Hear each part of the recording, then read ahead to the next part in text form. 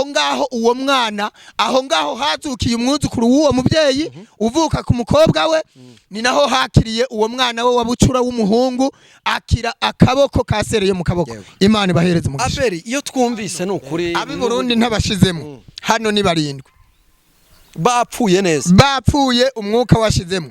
Hanyuma mu Burundi mukinanira ca Musaga kwibarabara rya 19 ntabwo rihinguka kuri kaburimba abantu barabizi.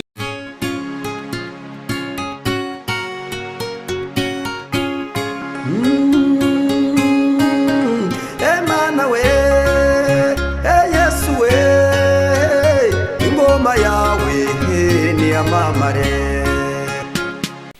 Yego twongeye kubasuhuza tubifuriza amahoro y'Imana, umugisha utangwa na Nyagasani ubane namwe kandi ubane namwe ibihe byose. Twongeye kubana na Revera Pastori Bukuru Buhungu Abeli. Uraho neza? Muraho cyane. Yesu ashimwe. Ahimbazwe Burundi. Abeli uturutse uturutse nurutse nonoko niko mbabarira umbwire. Nurutse ku musozi gusenga muri Uganda. Ku musozi muri Uganda gusenga. Ariko ndabona Imana yakoreye ibitangaza. Za mbaraga zawe ziri kubyara umusaruro. Ibitangaza biri gukoreka. Mana yanjye. Imana iri kubikora. Nta wamenya ko ari wowe. Nokuri. Byahindutse pe. Ya. Andi makuru y'imisi. Makuru ni meza. Yego.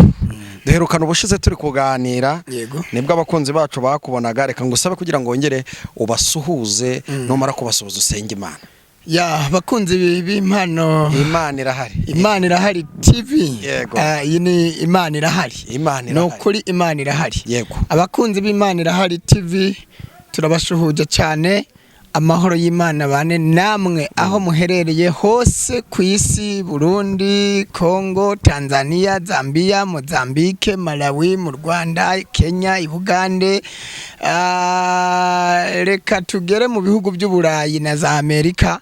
Turabakunda cyane mwirambire. Amen. Yesu abaho umugisha. Amen. Amen. Karibu nisengesho. Mana mu izina rya Yesu urakarama, uri Imana ikomeye cyane, uri Uwiteka niryo zina ryawe. Jambo ryarambwiye ngo ababiri nibasenga bahuje umutima ndetse n'inama, ndababwiza ukuri yuko ico bazasaba cyose data azagikora. Ngwino turaguhaye ikaze na karibu kugira ngo ukorane natwe imirimo n'ibitangaza mu izina rya Yesu. Ndi muri iki kiganiro nyambika imbaraga, weze akanwa kanje, magambo ngiye kuvuga ntaba yanje ntabayo nigenera, ahubwo mvugishijwe nawe. Nasame wivugire, ninasoma usobanurira abatwumva bose mu izina rya Yesu, kandi uhumugisha abadukurikiye bose. Turasengeye umunyamakuru, turasengeye cameraman, turasengeye umuyobozi w'iki kinyamakuru Imana irahari TV. Reka abantu babona Imana mu izina rya Yesu biciye kuri iki kinyamakuru. Reka abantu batabarwe n'Imana. Data wa twese nkorera Imana yampamagaye. Urakarama, uri Uwiteka, urashoboye, ushoboye byose, ntushoboye kimwe. Uri data, ntabwo uri data wacu, kandi haleluya uri Imana yaturemye, uri Imana yaremye isi n'ibiyuzuye, urema n'umuntu mu ishusho yawe. Uracari ya Mana ivuga bikaba, yategeka bigakomera. Uri Imana ishobora ibidashoboka, ucinzira aho zidacika, utembesha amazi mu butayu, ugatembesha imigezi mu kidaturwa. Ngwino wiyoborere muri kano kanya, nk'aba ari twebwe. Izina ryawe rihabwa icubahiro mu izina rya Yesu. Amen. Urakoze cyane kubw'isengesho ryiza cyane uduhaye. Hari indirimbo ufite igitabo cy'indirimbo y'Ikirundi? Oya ntacyo mfite. Indirimbo y'130 ivuga ngo nahabiye kure yawe ndabutse ibiganza byawe mwami nyakira, njyahuri mwami njyahuri mwami nyihanye singisubira ndeze ibiganza byawe mwami nyakira. Tuzashaka haleluya Abarundi bose haleluya turabasuhuje. turabasuhuje mu izina rya Yesu. Tuzashaka igitabo cy'indirimbo cy'ikirundi Yego. kandi dushobora no kwidownloadinga ntacyo bitwaye kuri Play Store abayido. Tureka twizeze abakunzi bacu ko Yego. ubutaha nituza Yego. iyi ndirimbo tuzayizana. Tuzayizana tuyiririmbe. Rwose. Ni indirimbo nziza cyane y'abantu bashaka kujya mu ijuru. Inyingije mu mavuta rwose. Ni indirimbo utuma rwose umuntu yumva hari ukuntu. Nukuri. Ibintu byose bigenze neza. Yes. Abeli, nyuma yuko dukoranye ikiganiro abantu benshi barambwiye ngo uyu ni umukozi w'Imana. Yego. Iyo niyo nkuru ya mbere. Barambwiye ati uyu ni umukozi w'Imana, turamuzi, ajya dusengera. Yego. Abandi bakanyaka nimero zawe ngo bafashe gusenga. Yego. Ndetse kandi bambwiye yuko baguhamagaye ukabafasha gusenga. Yego bari kumpamagara cyane. Yego. Hagiye habonekamo n'abandi bavuga bati bakikanga Yego. bakagira ubwoba. Niyo mpamvu twongeye kugutumira kugira ngo noneho ubasobanurire neza. Hari igihe baba batarabashije kubyumva neza. Yego. Ariko noneho uyu munsi bakaba bari bushobore kuza kubyumva neza kuko bamenye ko Abeli ni umukozi w'Imana n'umuhanuzi. Yego. Ni umukozi w'Imana rwose Yego. yaremye ijuru n'isi. Niyo mpamvu twongeye rero kuguhamagara. Mbere ya byose Yego. banzugire ikintu ubwira abantu badukurikira. Yeah. Yaba ari abavuze bati hari n'ikindi kintu bavuzemo gikomeye, baravuze ati uyu mugabo yatambye umugore we ikuzimu. Yego. Barabimbwiye cyane. Hari n'undi mugabo uri hano nawe asa n'ufite amakuru yenda araza kutugeraho atubwire. Aze kabisa. Atubwire ayo makuru niyo watambye umugore wawe ikuzimu. Ni karibu rwose. Pastor Abeli Ndamahoro, ndashima Imana data wa twese yaremye isi n'ijuru, ari nayo yaremye umuntu mu ishusho ryayo, ihabwe icubahiro. Hanyuma icyo abakunzi badukurikiye bamenya nuko bagomba kwizera intumwa n'abahanuzi. Yego. Bakemera kandi n'uwadutumye. Kubera ko intumwa ntiruta uwayitumye. Yego. Kandi umushumba ntaruta shebuja. Kandi ijambo riravuga ngo uzabakira azabanyakiriye. Yego. Rikavuga ngo uzanga intumwa azaba yanze n'uwayitumye. Iri jambo ryarambwiye ngo uzabavuma nawe arakavumwa. Ariko ngo uzabahesha umugisha nawe azawuhabwe mu izina rya Yesu. Hanyuma turabakozi b'Imana. Yego. Hamagawe kugira ngo dukorere Imana. Ntabwo rero batwitiranya ntibazabura. Ibyo ni ibintu bihari rwose kubera ko na Yesu ntabwo bose bamwemeye. Hanyuma Yesu bamubonye igihe kimwe akora ibitangaza, agendagendesha ibirenge bye ku mazi, ngo baratangara barumirwa bavuga ngo ni umukuru w'abadayimoni. Baravuga ngo ni umukuru wa Belzebuli. Iyo abantu rero babonye igitangaza ntabwo bashaka kwemera ko ari icy'Imana. Bafata ibitangaza bakabyitirira Satani. Ariko nagire mbabwire yuko Imana irashoboye. Hanyuma Yesu Kristo igihe kimwe ngo yategetse umuyaga n'umuraba mu nyanja. Ako kanya ngo bihita bituza biramwumvira. Abantu bose barebana mu maso. Barabazanye buri muntu abaza mugenzi we ngo uyu mugabo uyu ni muntu ki ategeka umuyaga ukumva, amazi akumva, ibintu byose bikemera. Hanyuma donc byarabacanze nawe baramutangarira cyane.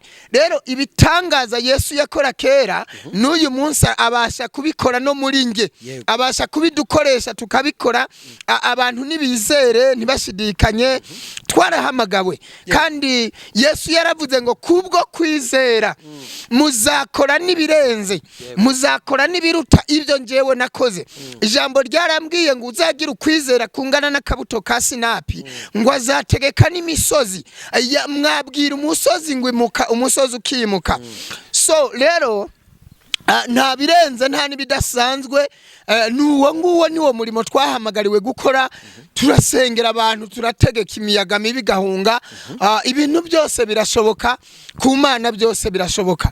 Rero ndi mu Imana kandi abantu baranzi kenshi cyangwa se kuva kera donc ibujumbura barazi ko nahanuye amazi yateye ibujumbura Gatunguru Kamenge Kinama aya mazi barazi ko yaje akica abantu benshi ejo bundi nabonye umudamu yakoze ikiganiro giteye agahinda yarokotse ari amazi ariko byabaye ibintu bikomeye icyo kiganiro uza kumbwira nkiguhu kirebe kirimwe amarira ateye ubwoba giteye agahinda nararize ndi umuntu w'umugabo amarira arandenga rero ari amazi nayahanuye kuwa gatanu ndumva narayahanuye muri za Kinama na Kamenge mu isoko abantu baransuzugura barampinga ari amazi aza dimanche ni mugoroba nari kumwe n'umupastori yitwa Ladislas turi ahantu mu Kinama hitwa kwa Mama Davi hanyuma mbaza umupastori yitwa Ladislas twari kumwe nabaye nk'utwawe nja mwiyerekwa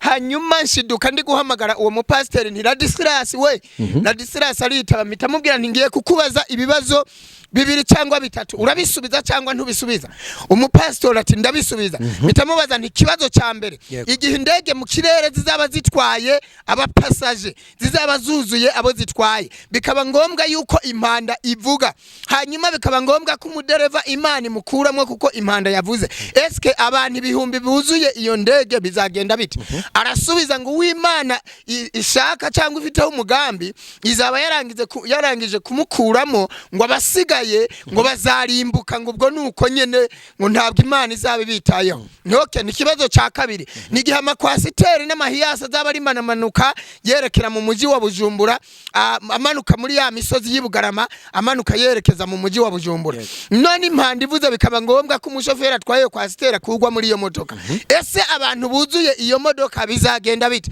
arasubiza ngo nabo nuko bazarimbuka akirangiza gusubiza ikibazo cya kabiri telefone ye yari ku meza ihita isona ayitabye ati Pastor dutabare amazi aratumaza ni mudutabare yavuye muri iyo nzu yiruka aje ibumoso nanjye niruka nje iburyo Mama David ntitwamusezeye we ariruka agiye kureba kubera ko ahantu mu Gatungura ayo mazi yatangiriye niho yari afite abakirisitu benshi hanyuma akubitana n'igitero cy'amazi kirimwo kumanura amamodoka kirimwo kumanura amamoto protaye ziri kumanuka z'amazu ahura n'igitero kiri kumanukana ibiti n'amabuye yiruka asubira inyuma ntabwo yabaye akijya kureba icyo babaye hapfuye abantu nshuti yanjye byari ibintu biteye ubwoba biteye agahinda bukeye mu gitondo kuwa mbere njewe ndagenda ngo nje kureba iby'Imana yakoze nakandagiye ahantu nzi ko ari hazima mpitamanuka wese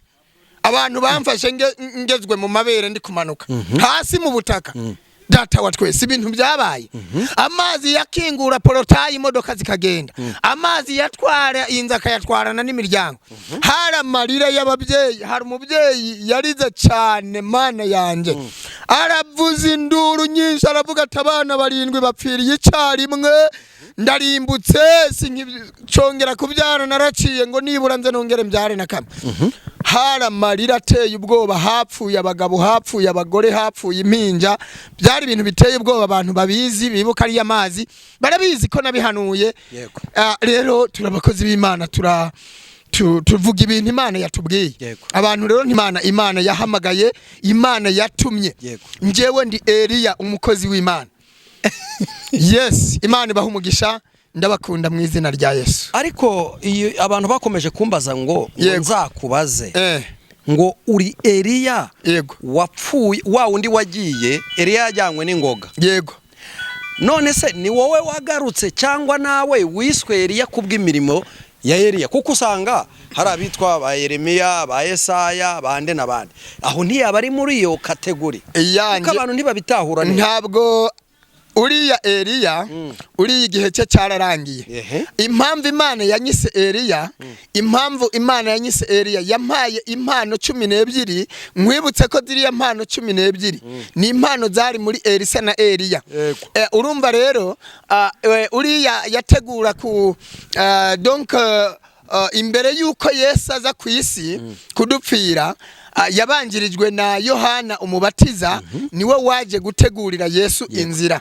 Noneho no kugaruka kwa Yesu Bibiliya iragaragaza neza yuko hagomba kubaho umukozi w'Imana umutegurira inzira nanone utunganya imitima y'abantu kugira ngo Yesu agaruke abantu badatunguwe. Ubwo rero njyewe ndi Eliya wundi utegura kugaruka kwa Yesu Kristo. Ndi umukozi w'Imana wahagurukijwe gukora mu gihe cya nyuma. Nje ngomba gukora abandi bananiwe. Mu yandi magambo ndi umusirikare woherezwaho urugamba rukomeye. Yes, muri make uri gukora abandi bananiwe kandi uri gutegurira Kristo kuza. Nizo mpamvu ufite amakuru y'igihe hazazira. Amakuru turayafite kandi ibimenyetso byo kuza kwe birihuta kuboneka biragaragara. Ndetse iyo usomye Matayo 24 haravuga ngo ibimenyetso bigaragaza guhona ku Yerusalemu no kugaruka kwa Yesu. Iyo usomye rero kiriya gice cyose ukakirangiza ubasha kubona rwose ibimenyetso uko bizagenda bikurikirana. Mu gihe cya nyuma izuba rizacura umwijima, ukwezi nikuzaba kucaka umuco wako. Donc ikimenyetso cya nyuma inyenyeri zizahanuka zive kwijuru zigwe. Ico nico kimenyetso cya nyuma. No kuvuga ngo abantu nibakibona bararame barebe hejuru Yesu azazanana mu bicu. Ntabwo azamanuka ngo yongere gukandagiza ibirenge ku isi, azahagarara ku bicu atume abamarayika biwe hanyuma bakusanye cyangwa se batororokanye abera cyangwa se abatoranyijwe bave mu birere bine uhereye iyo ijuru ritangirira ukageza iyo rirangirira. Uko niko ukuza k'umwana w'umuntu kuzamera. Iyo witegereje ukareba ubona hasigaye igihe kingana iki kugira ngo inyenyeri zimanuke? No kuvuga ngo igihe kiracyahari, abantu baracyafite igihe cyo kwitegura. Ntabwo umwana w'umuntu aragera kuza. Itegereze urebe ku isaha, urebe no kuyo ubushize wari ufite telefone igize rero ndabona wazanye n'indi nayo itangaje. Ndahindura rwose.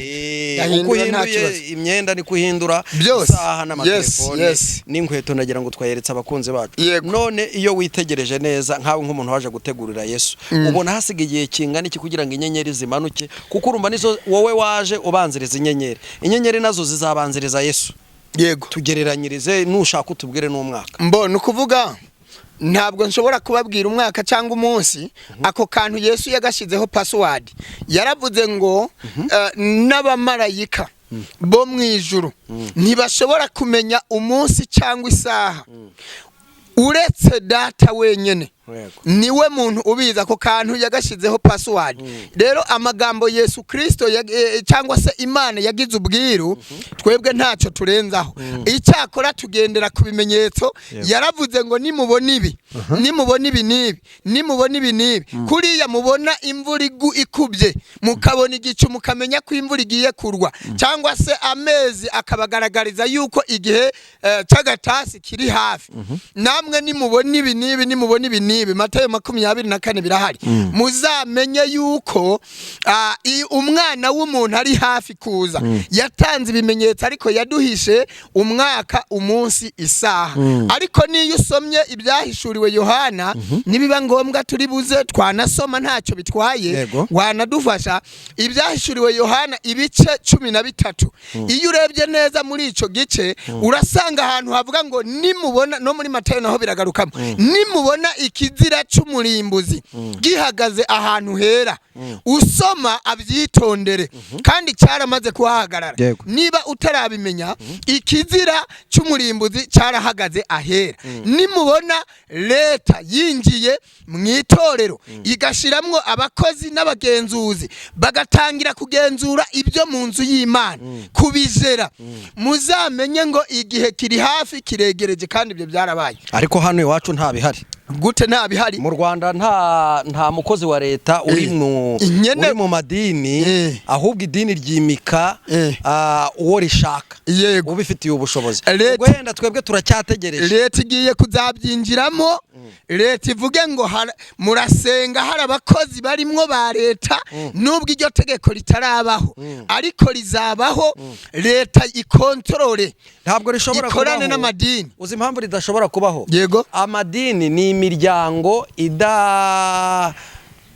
idashingiye kuri leta cyangwa se ni imiryango y'imyemerere idafite aho ihuriye na leta. Iyo bavuze ngo amatorero atanga imisoro muri leta baba bavuze iki?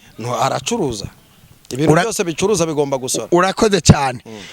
Nshuti mu minsi iri imbere y'icyo gishushanyo kizaza mu bwenge nutiha Imana ntuzabimenya uragaba. Ni ukuvuga ngo bizaza mu bwenge ni gake gake ariko ni ngombwa ikizira cyinjire ahera kandi cyaramaze kwinjira. Ngira ngo urabizi ko nko muri ADPR ibendera ryarazamuwe ry'abatinganyi. Oya nta ryazamuwe nyitorere urabihakana se ko ritazamuwe? Abe Reverend Pasteur ntagabeshye yenda rishobora kuzazamuka ariko ADPR igeze ntabwo rirazamuka mu gakinjiro ntabwo ryazamutse.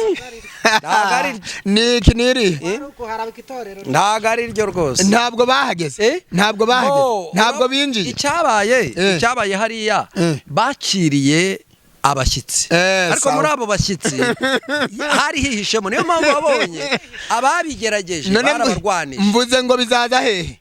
Ku mugaragaro cyangwa mu bwenge? Mu bwenge. Urakoze ngo abantu baragana ariko bashadura kabobo kuko bari bafite Imana kandi bari barayitahuye bobo baranga kunamira icyo gishushanyo. Haleluya.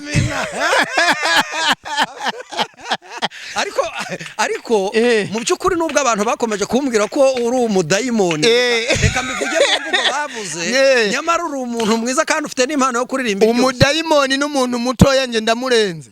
Nge ndenze abo ngabo. Nge ndi hejuru ndadomina cyane nabo ubwiyo ntambutse mu nzira bava mu nzira bakavuga ngo mubisenya kubahwa tambuke.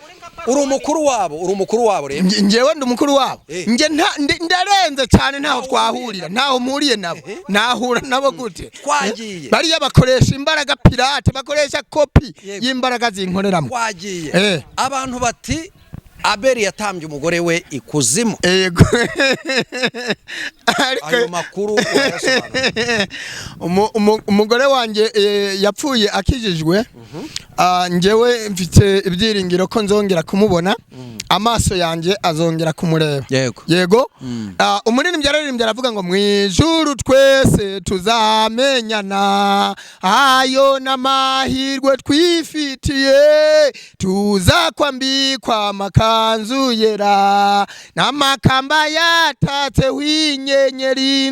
Ni ukuvuga nge ntabwo nshobora ubuse namutamba n'ukuntu namukunda Mana yanjye ahubwo buriya ryari ryo gare rye cyari igihe kigeze cyo gutaha. Yarapfuye nta kibazo ariko kandi abo twabuze inshuti twabuze tuzongera kuzibona. Abacu twabuze muhumure niba barapfuye bizeye umwami Yesu tuzongera kubabona. Hanyuma rero abantu nibemere yuko nge ndi umukozi w'Imana ntabwo nakora ibisa nk'ibyo ngibyo. Abantu batamba abandi n'abakorana na Satani n'abakorana n'ikuzimu nge ntabwo nakorana n'ibyo ngibyo. Ngewe ndi uwiwe nawe ni uwanjye. Yarancunguye ndi uw'umwami wanjye nanjye ndi uwe. Ntabwo nshobora gukorana n'ibyo bintu abantu bibwira ariko ntabwo bintangaza ababivuga na Yesu babimuvuzeho. Hanyuma mbibutse yuko nta muntu n'umwe yakora ikintu ngo gishimisha abantu bose. Byanze bikunze hagomba kubaho abemera n'abatemera bapinga ibiki. Ibyo ntabwo bigomba kubaho. So rero ngewe ndi umwe mu bakozi b'Imana bose ba mbere batubanjirije. Ntabwo nshobora nkorera Imana ngewe. Uri umwe mu bakozi b'Imana ba mbere batubanjirije. Yego. Ndenze umuntu. Ndenze kuba umuntu. Melekisedeki umwami w'Isalemu uwo ni Yesu Kristo. Uwo ni Yesu Kristo. None ubwo wowe ngewe uraza kuza ku ruhande rwa Melekisedeki. Abakozi b'Imana batubanjirije. Yes. Mbona kuvuga ngo ko wabaye uw'ibihe byose ubwo utaniye na Mesiya. Ngewe isi tarabaho narindiho. isi itarabaho narindiho isi itarabaho narindiho kandi nabwiwe amatangiriro y'isi mbwirwa n'amaherezo yayo. Urumva rero abantu nibe Abeli isi itarabaho wari uriho? isi itarabaho ngewe narindiho. Abeli isi itarabaho wari uriho? Cyane. Wari uri? Narindi ku Mana. Wakoraga iki? Nakoraga iki? Nakorana nayo. Nyamara ukomeje gushimangira ko utari umuntu ahubwo uri marayika. Ngewe ndenze umuntu. Ngewe ndi umwe. ni ukuvuga ngo Bibiliya iravuga ngo Melekisedeki umwami w'i Salemu nta tangiriro ry'ubugingo afite, nta n'iherezo ryabwo afite. Bishaka kuvuga iki? Uwo yari Imana bwite. Yego, ni Imana yaje ku isi yigize umuntu kugira ngo abambaye umubiri babashe kubana nayo, babashe gusobanukirwa Imana n'iki mu yandi magambo. Iyo wumvise Melekisedeki umwami w'i Salemu bisobanuye Kristo Yesu ubwe yari Imana yihinduye umuntu. Ngewe rero ntabwo ndi uwo nguwo, ariko ngewe ndakubwira ngo isi itarabaho narindiho. Yego. Hanyuma mu ba Melekisedeki na Jambo nicyo nenda gusobanuza. Urumva hari abantu banditse amateka hariya mu kira gihugu cyo mu ijuru. Hari uwitwa Jambo wahoranye n'Imana. Hari Imana. Hari umwuka wera. Kwanza umwuka wera twawumenyeye sagiye, sibyo? Hari uwo bita Rusuferi. Yego. Satani. Yego. Ese abo bagabo urabazi neza mwarakoranye? Abo bose ndabazi, ntabwo nabayoberwa. Bose ndabazi. Ni ukuvuga ngo ariko Rusiferi we ntabwo nifuza kumuvugaho kuko we yarangije gucirwaho iteka, yarangije gucirwa urubanza. Uwo ntabwo namuvugaho kuko amateka ye ntekereza ko nta muntu utayazi. Uwo nguwo yakuwe mu ijuru arirukanwa, kandi afite igice cy'abamarayika bamukurikiye, yirukananwe nabo.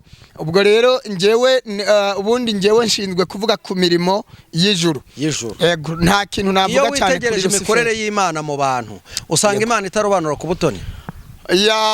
Ntabwo Imana irobanura ku butoni, kubera yuko Imana yo uko ireba bitandukanye nuko twebwe tureba.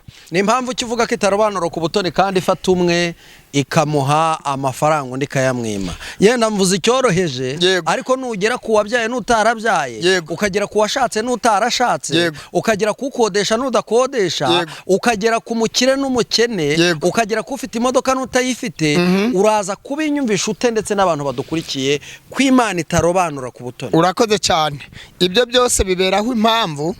Ntabwo Imana irobanura ku butoni, ahubwo Imana data wa twese, Imana yaremye isi n'ijuru, iki bikorera ni ukugira ngo abantu bubahane, buri muntu yubahe mugenzi we. Niyo mpamvu habaho umukire n'umukene, umugufi n'umuremure, ubyibushe n'unanutse, inzobe n'igikara. Ibyo byose biberaho kugira ngo abantu bubahane. Hanyuma ni ukuvuga ngo Imana ukuntu itarobanura ku butoni, irashobora kureba kapasite y'ubwonko bwawe, ikareba memory card ufite, igasanga ubu tuvugani gukubise nka miliyoni 100, wahita usara ukiruka ku musozi ukagenda uyanyanyagiza mu muhanda. Nta bwenge ufite bwo kuyazera, cyangwa se igasanga donc bitewe no itafari umwubatsi ariconga cyangwa karikubita bitewe naho aryubakisha. Ni ukuvuga ngo iyo irebye ikavuga ngo aya mafaranga ni inyamuha, aya mafaranga arahita mwica mu gihe ikigukeneye ku isi. Yego, Imana ireba aho ifite inyungu irayakwima, ikabiyakwimye. Hari urugero, hariho umuntu Imana ishobora gukubita amafaranga akaba batakongera kumubona mu rugo. Ntabo yayahaye se batazirimo kandi itahannye. Nyene impamvu yayabahaye ifite icyo yarebye, ifite impamvu yayabahaye.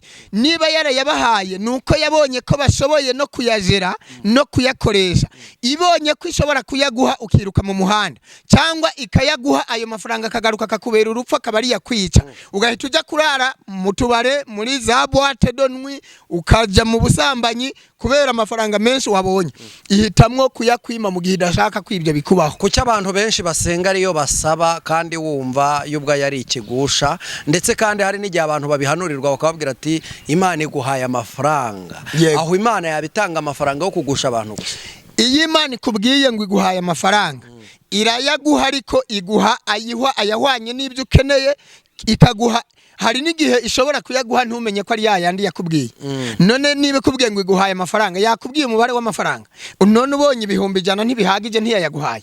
Nk'ubu ngiye hariho umuntu aheruka kumpanurira ko igiye kumpa amafaranga, Imana yarayampaye, ariko nta mubare yambwiye, ariko amafaranga yose yitwa amafaranga. Ikibi 1000 bibe 5 bibe 10 bibe 100 yose yitwa amafaranga. Ahubwo Imana iguha amafaranga ahwanye n'ikigeragezo ufite. Iyo ibonye rero ko ishobora kugukubita inoti ugahita ugira abagore 100, ntabwo iyaguha. Bitwaye iki ayo mafaranga irayakwiye? Bitwaye iki kugira abagore 100? Ariko ubundi hari ikintu muzajya munsobanurira. Niba umuntu ashobora kurongora umukobwa w'imyaka 47, yego, amuzanye hejuru y'undi mugore yari afite, cyangwa n'abandi yari afite, yego, wa undi imyaka 47 kandi akaba yarasenze, yego, ntabwo wumva ko abari igisubizo kivuye ku Mana? Oya, ntabwo igisubizo kimera gutyo. Igisubizo cy'Imana kandi amaze 47 asenga avuga ati Mana nshaje nta mugabo, ahubwo abonye umugabo ufite abandi bagore. Ntabwo wumva ko amasezerano asohoye? Ayo masezerano ntabwo abasohoye, ahubwo abantu baritiranya, ugasanga baritiranya ibisubizo. Niba wowe warasenze Imana, hari gihe Satani aca ruhenga akakoherereza umuntu wo kuza kukugerageza. Rero banza urebe ku by'ukuri ko eske iki gisubizo ugiye kwakira gihuye n'amasengesho wasenze, eske gihuye n'umuntu gihuye no kuba witwa umukirisitu. Ejo bundi hari umuntu nasengeye ku by'ukuri ndamusengera ngo Imana imuhe umugabo, kuko Imana irabafite, ndetse nta kigabo kizabura ikigore cyacyo, nta n'ikigore kizabura ikigabo cyacyo, niko Bibiliya ivuga.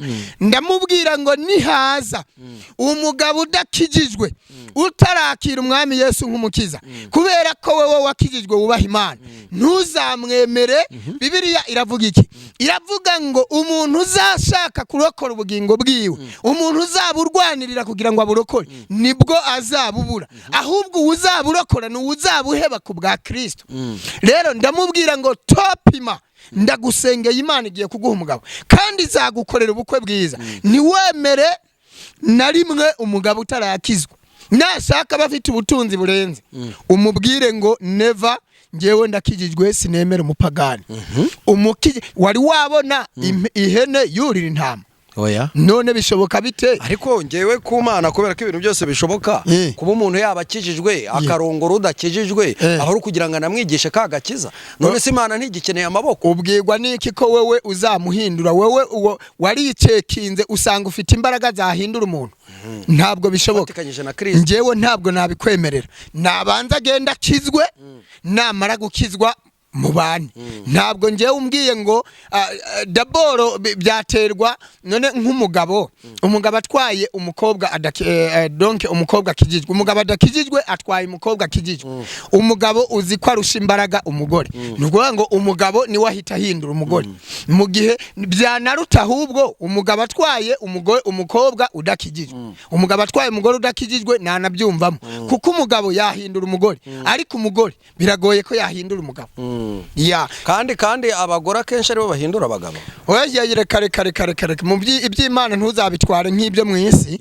Mu isi y'umubiri nibyo byashoboka ko umugore yahindura umugabo, kuko kenshi abagore iyo bavuze abagabo barumva, ariko wemere ko itegeko ry'umugabo riruta iry'umugore. Abeli, nabonye abakozi b'Imana benshi bavuga bati twebwe dusenga Imana ikadukoresha ibitangaza cyangwa se ikadukoresha ibikomeye.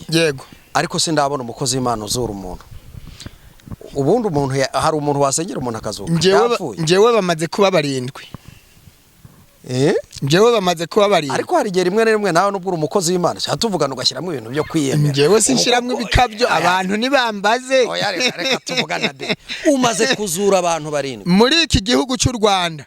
18 niyo igera kuri kaburimbo, harimwo 19 iheramwo hagati.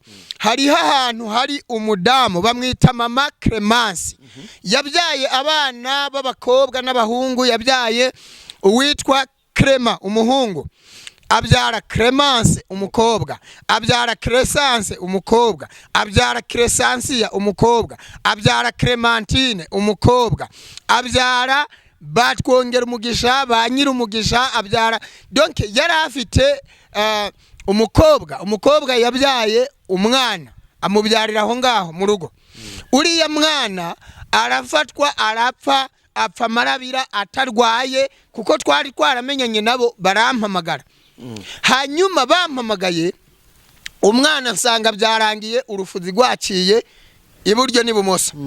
Njewe nterura uriya mwana mushira hejuru, yari umwana w'imyaka nk'ine, ndaterura nshira mu kirere ndavuga ngo ubuzima bw'uyu mwana ntaho bwagiye, bugomba kugaruka, uyu mwana nabe muzima, ubuzima bwe nibugaruke. Mumanuye hasi, nteretse hasi, ndahagarika ari muzima, nta n'ikibazo. Abantu bose muri urwo rugo nibazabona iki kiganiro bazandike muri comment, uwo mwana yarazutse agaruka mu buzima,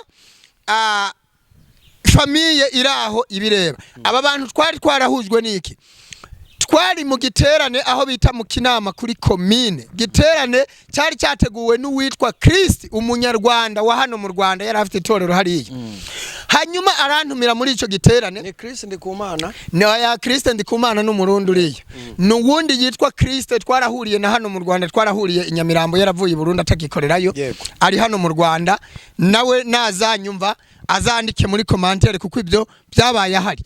Mu giterane njewe bampamagaye kuri podium umwanya wanje wo kwigisha ugeze, nguhamagarira abadamu babiri mu giterane kinini nk'ari inyuma. Ndavuga ngo wowe ndi kureba, ngwino tambuka. Umudamu araza, nti nawe baza ari babiri. Umudamu yitwa Francine afite umugabo yitwa Diodone, batuye mu Nyakabiga ya mbere kuri 10 niba atari 11. Naramuririmbiye indirimbo ivuga ngo wararize bihagije kugera naho wiheba, ariko Imana iravuze ngo humura ndakwibutse, ntawakwiringiye Imana ngo imuhemukire, ntawayikoreye ngo akorwe n'isoni. Ngeze kuri ya verse ivuga ngo amarira ya Hana yavuyemwo Samweli, amarira ya Sara yavuyemwo Isaka. Kumbe sinamenya ko amaze imyaka 15 yarabuze urubyaro, yakubitwa n'umugabo akamuraza hanze, akamuraza yicaye imbere y'umuryango amuhoye kutabyara. Yikubise hasi aho ngaho imbere yanjye ndi kuri podium, ararira amarira menshi. Ndamubwira ngo humura, Imana irambwiye ngo iguhaye kubyara. Imana irambwira ngo uzampamagare, hari dimanche inyuma ya saa 6. Ndamubwira ngo uzampamagare ejo kuwa mbere, nzaza mu rugi wawe, nkimara guhakura ikirenge uzahita usaminda. Hanyuma bukeye arampamagara, ampamagaye ndagenda iwe mu rugo. Hanyuma njewe ndamusengera. Hanyuma uburyo nasenzemwo n'uburyo nabikoze ntabwo ari ngombwa ko mbibwira abantu, ariko ndakubwira ngo hari mu kwezi kwa kabiri. Ndamubwira ngo itariki imwe urabahamagara bose bageze. Naramubwiye ngo itariki ya mbere y'ukwezi kwa 4, twari mu kwa kabiri, ugende ujyanye n'umugabo wawe mujye kwa muganga, uzaje gupimisha inda, umwana uzasanga arimo. Nkihava mu byumweru 2 yarampamagaye arambwira ngo nubwo ntarajya kwa muganga ndabona ibimenyetso, ngwino. Arampamagara njya mu rugi we, nsanga afite igicupa, donc bimwe bita ngo irekwe, yari afite igicupa ari guciramo. Ku byukuri bigaragara ko inda yagiyemo. Ku itariki ya mbere naratashe nimugoroba, ngeze mu rugo nsanga yaje kundeba, asanga ntahari, asiga agapetimo yandika agapapuro akanyuza munsi y'urugi. Arambwira ngo tuvuyeyo n'umugabo wanje dusanze inda irimo, ariko hagati aho nk'ibimubwira kuko bari barivuje kugera mu Buhindi birananirana.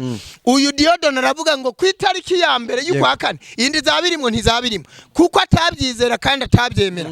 Yarahize umuhigo, aravuga ngo iki gitangaza nikigaragara, iyi frigo ngo uzaze uzahita uyipakira, njewe ndayiguhaye. Yari afite frigo iri inshasha muri saro. Ndamubwira nti wa mugabo, Imana irambwiye ngo urabeshe, iyi frigo ntayo uzampara. Arahira, ndamwihorera. Okay, none uriya wundi mudamu agira kabiri, urumva turi mu giterane, niho mpanuriye Francine. nawe ndamubwira ngo Imana irambwiye ngo ufite umwana afite irandevu kwa muganga ejo aho bukera ku wa mbere. Uyu mwana Imana irambwiye ngo ntumutware kwa muganga, iyi randevu yirate ntugende. Kumbe sinamenya ko umwana yahanutse mu giti agwira akaboko karaboze, akaboko kamaze kubamwo kaseye. Noneho kumbe hariho gahunda yuko bari bumuce kariya kaboko. Noneho randevu arayirata ku wa mbere ntiyagenda afitanye randevu na dogiteri. Ndagenda nja mu rugo barampamagaye bishura tagisi voiture njayo. Hanyuma mpageze nsengera uriya mwana ukuboko kurakira neza burundu, n'ubu ni muzima yarakize. Ndangije gusengera uriya mwana haduka telefone muri saro yabo. Telefone irasona, bashaka telefone barayibura mu nzu. Noneho baravuga ati none Clemence yagiye mu kazi yaba atatwaye telefone yayibagiwe. Basaka telefone mu nzu, telefone irabura. Bamwe bose ati umwe ati telefone ngiyi yanje ndayifite, undi ngiyi yanje ndayifite. Ba telefone n'abagiye ku kazi barababwira ngo telefone turazifite, kitubera igitangaza. Mbaza Imana ngo Mana ibi ni ibiki? Imana irambwira ngo kubera icyo gitangaza nkoze nkijije uwo mwana. Uwo mwana ndacamwibuka amazina Mana yanjye ni bucura bw'uwo mudamu. Bamwita nde? Komeza ntacyo. Urakoze cyane. Nukuvuga ngo Imana ihita imbwira ngo iyo ni kengeri cyangwa se sonete. Soneri nshize aho ngaho kugira ngo hatangire icyumba cy'amasengesho. Aho hantu twahakoreye umurimo w'Imana ukomeye biturutse kuri iyo telefone. Tuhatangirira umurimo w'Imana. Twarazamutse turazamuka, abantu baza gusenga barakubita, haruzura harazima, hakorekeye ibitangaza bimwe ntakubwira, ku buryo haje n'abasirikare kudufata ari nijoro. Basanga ikiganza cyandika ku gikuta cyaka umuriro, aho kivuye hagasigara inyuguti. Barirutse. Umunsi wa kabiri baje kudufata ari nijoro ko twasenga nijoro. Baraje hahita hatera umutingito kuba ari Burundi bacita cyanya mu Gigima. Abasirikare birutse bagiye bakamba bidakunda ko bagenda. Ibaze umutingito uba mu rugo rumwe, abaturanyi ntibawumve, wabereye aho ngaho. Nta muntu yashobora kumpagarara imbere ngewe ahantu nkorera. Byari ibintu by'ibitangaza gusa, umuriro. Noneho mbivuze sinabirangiza.